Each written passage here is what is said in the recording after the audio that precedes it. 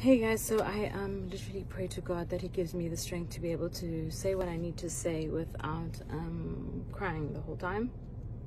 But I do realize I have been trending today, and things have been said about me to all my true supporters and followers.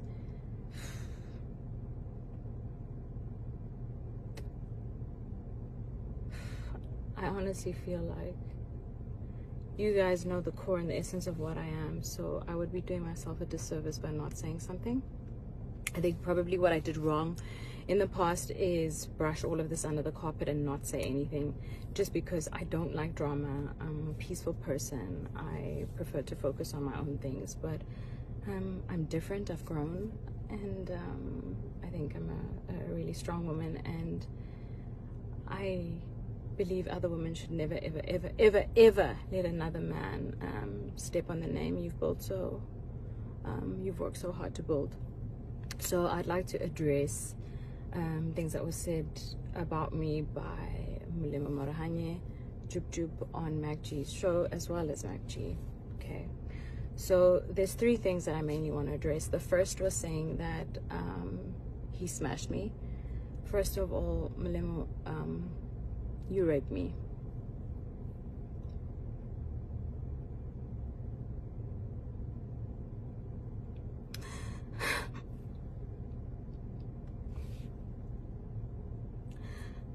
I was raped for 2 years solidly.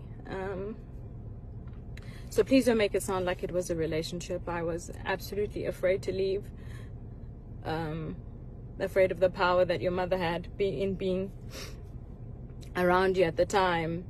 I was aware of the stifling and sifting of money your mother was doing with Oprah, so and also what you guys did in terms of Muti and medicine, which you made me believe my life would be at danger if I spoke up. So no, you didn't smash me. You forcefully opened my legs and forced yourself on me numerous times for 2 years, and made me believe I had no way out. In that time, I had an abortion, of course, because there was absolutely no way I would have a child that was forcefully given to me. And the most painful part about all of this is that I was a virgin.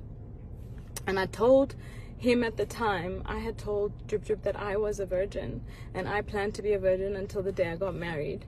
And the first time he raped me, the next morning, I had been trying to get hold of my friend the whole night who lives in my building, but the next morning when he eventually did open the door, and he can be a testimony to this, is Richard Lukunku, you know, I came to you because I didn't know what to do, and I came to you crying for help. I was afraid, so afraid. And I'm telling this story because, you know what, I genuinely believe that God allows certain things to happen. Your journey or the burdens that you face or the things that you go through, they happen for a reason, guys. And I genuinely believe this burst or this thing that's happened is for me to empower other women, to let them know to, one, never accept emotional abuse and rape the way that I did for 2 years straight. And also, if it has happened to you, turn your life into something really, really strong and powerful, which I have done. And I've really tried to mind my own business. But what I will not stand for is for you to degrade my name. I don't understand why you have an interview and you have to speak about me.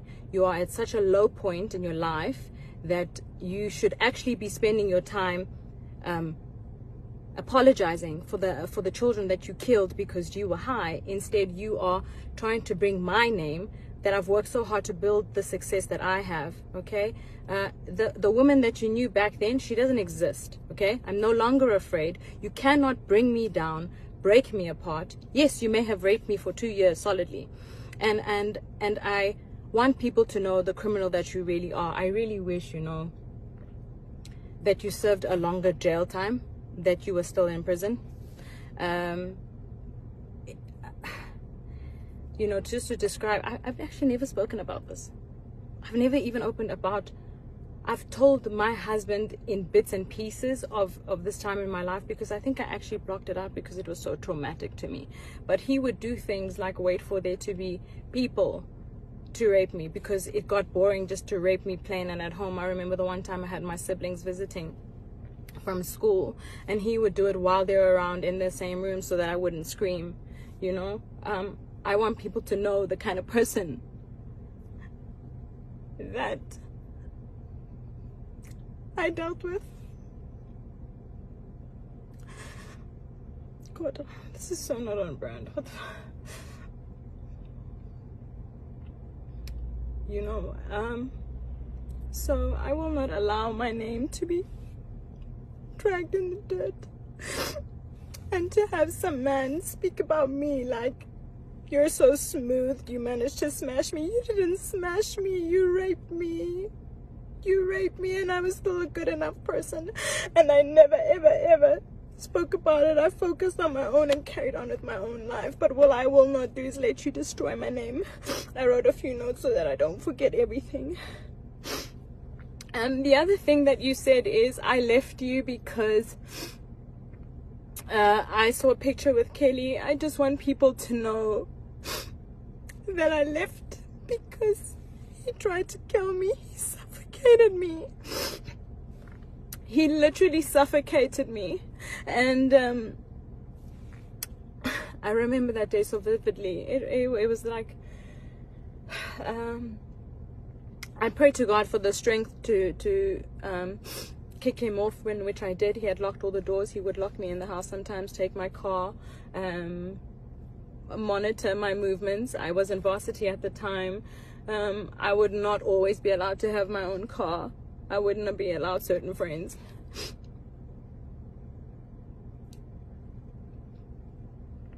My friend Lusanda, who was the only friend who was allowed in my life at the time. Lou, you know what happened to me. You've seen it happen over all those years. So, it's not true. I didn't leave because I saw a picture. I left because he tried to kill me. And I was always afraid to leave because of the threats that were made. But at that moment where he tried to kill me, I knew that the very thing I was afraid of, which was dying, I knew was meant to happen that day. So I actually got away. And when I got away, I went to the police station to try and open a case of abuse and rape and attempted murder. And the police officer said to me to go home and think about my decision, because she is so sick and tired of women coming to report their boyfriends and husbands only having to take them back after all the abuse.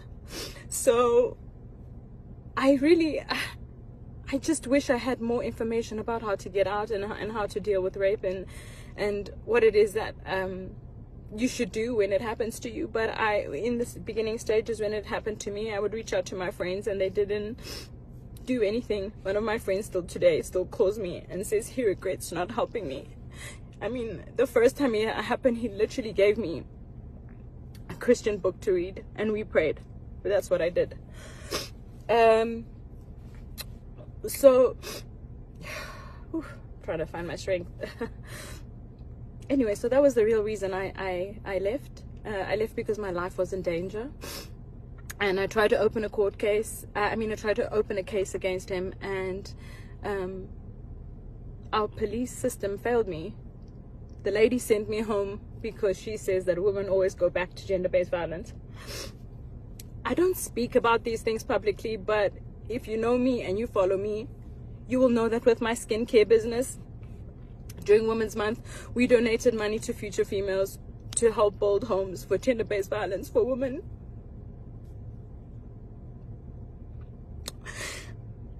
For women who have been victims to gender-based violence. This is a cause I am extremely passionate about. And it's enough. My name will not be destroyed by a man ever again.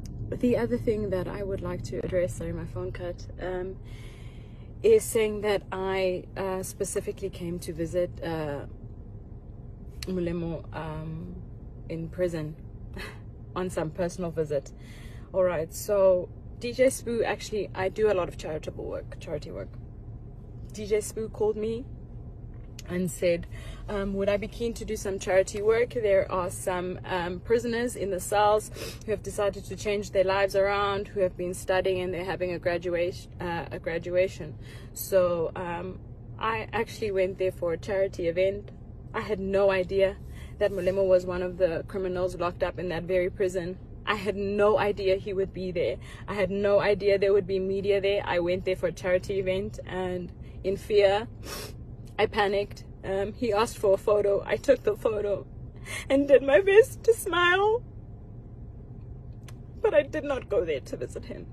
So, speaking in public, telling people that I came there to come and have a personal visit is not true. The other thing I want to say is, one of his close friends had reached out to me because there was a funeral, and he said to me, Amanda, hey, we haven't heard from you in a long time. You know, what happened to you? And I said, well, you know, to be blatantly honest, your friend has been raping me. I endured rape for 2 years, so I don't ever want to see him again. And he said, why didn't you say something?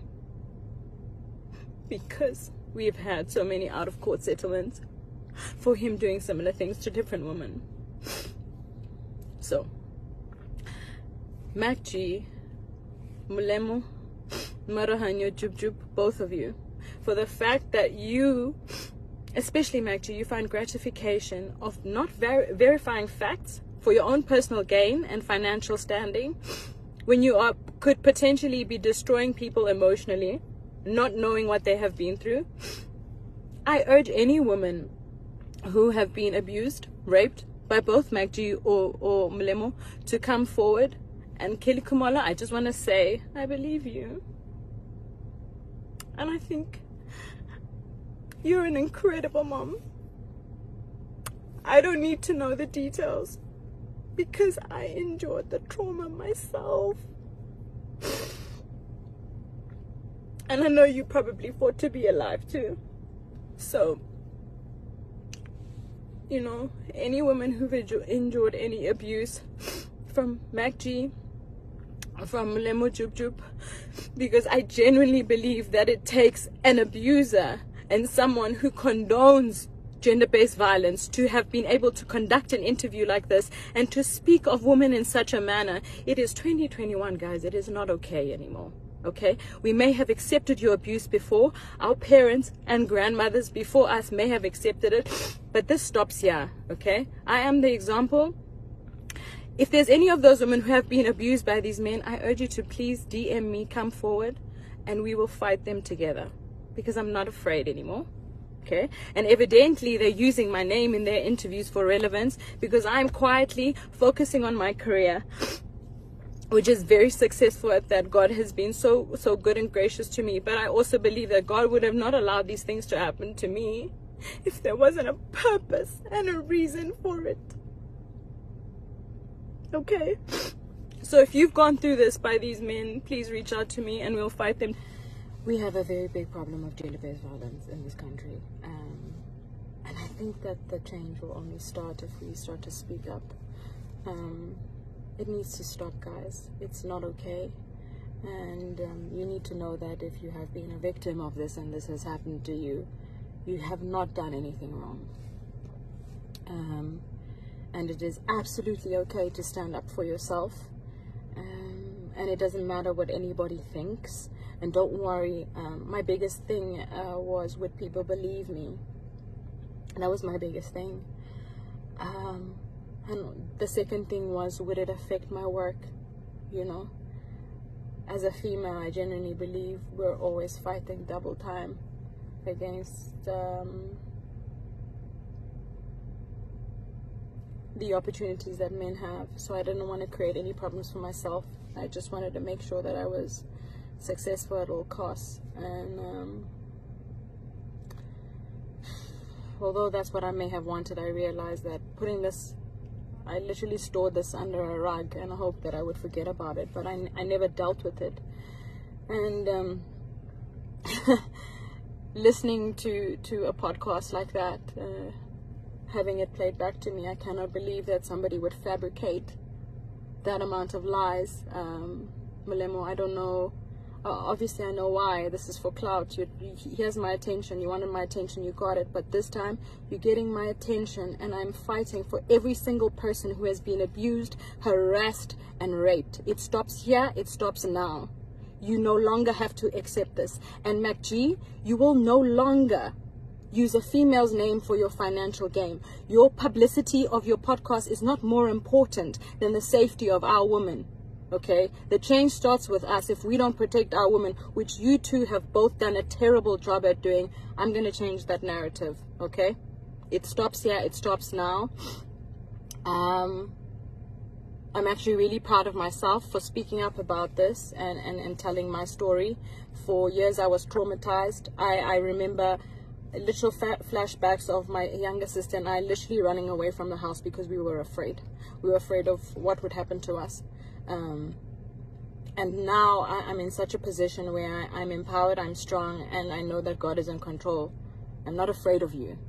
And it's wrong what you did. You took the virginity of a woman who was saving herself for marriage. Not once, but you continuously raped me for 2 years. My spirit almost died. I almost died. I tried to kill myself twice because of what you did. But you know what? I'm so grateful. I don't regret anything that has happened to me. I think I've come out stronger. A lot of people ask me how come I'm able to keep going that much more, why it is I'm so resilient and so strong. And this is it. This is the proof. When you've gone through so much and you still choose to overcome, like, I'm in a place where I'm fearless. I'm not afraid of you, okay?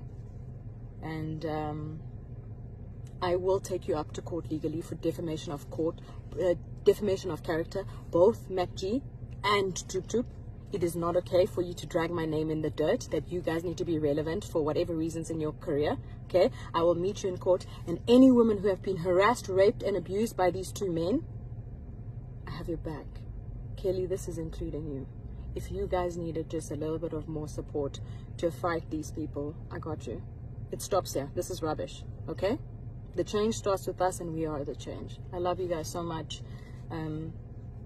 Really, all of you that have been such an important part of my journey and my career, and it's been an amazing opportunity to grow with you, and I think it's important that I share this with you. So yeah, I'm standing for change, and I will fight this, and you will not drag my name that I've worked so hard to build.